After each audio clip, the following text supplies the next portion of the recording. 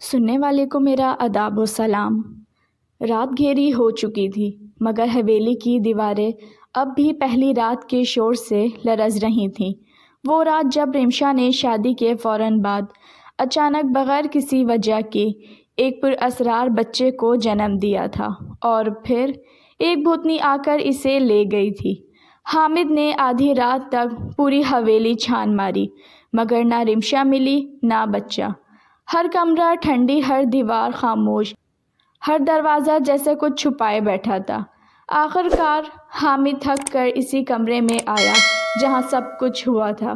دروازہ ہلکی سی چڑچڑاہٹ کے ساتھ کھلا اور سامنے ایک چونکا دینے والا منظر تھا۔ رمشا وہاں کھڑی تھی، وہی دلہن والا جوڑا، مگر اس کی آنکھیں بدل چکی تھیں۔ ان میں عجیب لال چمک تھی جیسے روشنی اندر سے نکل رہی ہو۔ حامد اس کی طرف بڑھا۔ رمشا نے ہاتھ اٹھایا۔ حامد، میں ٹھیک ہوں، ڈرنے کی ضرورت نہیں ہے۔ حامد کا دل دہل گیا۔ وہ بھوتنی تمہیں لے گئی تھی، تم کہاں چلی گئی تھی؟ رمشا نے آہستہ سے سانس لیا۔ حامد، اس نے مجھے دکھایا ہے کچھ ایسا جو تم سمجھ نہیں پاؤ گے۔ وہ کہتی ہے یہ بچہ اس کا ہے۔ کیسے؟ حامد چیخا۔ رمشا کی آواز بدل گئی، نرم، بے حد نرم، جیسے وہ خود نہیں کوئی اور بات کر رہا ہو۔ وہ کہتی ہے میری پہلی رات تمہاری نہیں اس کی تھی۔ وہ مجھے پہلے دن سے دیکھتی رہی تھی۔ حامد، شاید میں اس کے لیے تھی۔ اسی وقت کمرے کے کونے میں دھند گھومنے لگی، ہوا ٹھنڈی، بے حد ٹھنڈی ہو گئی اور پھر بھوتنی ظاہر ہوئی، لمبے کالے بال، لال دہکتی آنکھیں، اور ہتھیلی میں وہی بچہ مسکرا رہا تھا۔ بھوتنی آہستہ سے رمشا کے قریب آئی۔ اس کی آواز میں ڈر نہیں، عجیب سی محبت تھی۔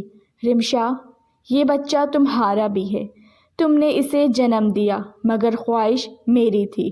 چلو اب ہمارے ساتھ چلو۔ حامد غصے سے آگے بڑھا۔ میں اسے تمہارے ساتھ نہیں جانے دوں گا۔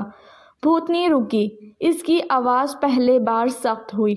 حامد، تم رمشا کی محبت ہو لیکن اس کی تقدیر میں ہوں، وہ میرے انتخاب سے جڑی ہے۔ رمشا نے بچے کو گود میں لیا۔ بچہ اس کی طرف دیکھ کر ہنسا اور اس ہنسی میں انسانی پن بالکل نہیں تھا۔ رمشا نے ایک لمحے کو حامد کی طرف دیکھا۔ اس کی آنکھوں میں خوف نہیں بلکہ عجیب سا پیار اور سکون تھا۔ حامد، میں واپسی آؤں گی، شاید، اگر وہ اجازت دے۔ بھوتنی نے رمشا کا ہاتھ پکڑا۔ دھند گہری ہونے لگی، کمرے میں روشنی ہو گئی اور دونوں بچے سمیت اندھیرے میں غائب ہو گئیں۔ حامد کے ہاتھ میں صرف رمشا کا دوپٹہ رہ گیا۔ سناٹا پھیل گیا اور خاموشی میں صرف ایک آواز گونجی، حامد، ہمیں ڈھونڈنے کی کوشش مت کرنا۔ کیا حامد اپنی دلہن رمشا کو اس پراسرار بچے اور بھوتنی سے واپس لے سکے گا؟ کیا رمشا اپنی مرضی سے گئی یا جادو کے اثر سے؟ سچ جاننے کے لیے دیکھیے پارٹ 3۔ ابھی کمنٹس میں لکھیں پارٹ 3۔ رکھیے گا اپنا بہت زیادہ خیال۔ کل ملوں گی آپ کے ساتھ نئی کہانی کے ساتھ۔ اجازت دیجیے، اللہ حافظ۔